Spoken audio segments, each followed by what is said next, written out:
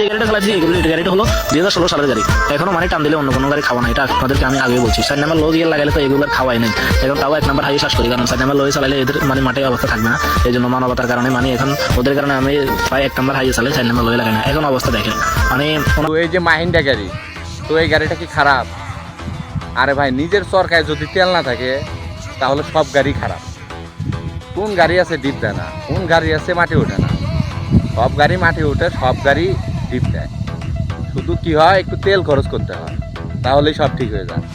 তো তেল খরচ করে যদি দিবার যাবো তাহলে মাঠে গে একটা রুম বানা ঘরেও তো বসে থাকতে পারি।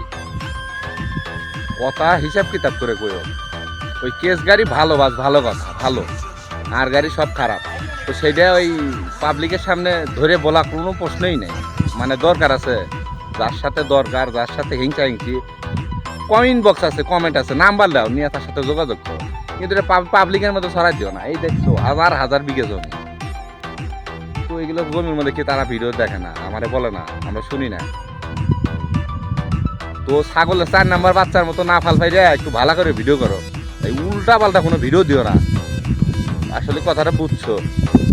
আর আপনাদের কি বলবো, আপনারা সবাই মিলে বলে যান কমেন্টে, এইগুলারে কি করবো, এগুলারে নিয়ে এরা তো আসছে সবগুলার মানে মারতে, মানে কারো ভালো করতে না।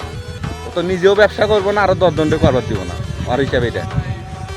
তো ওরটা ওই দিক। ভালো থাকবেন সবাই আপনারা।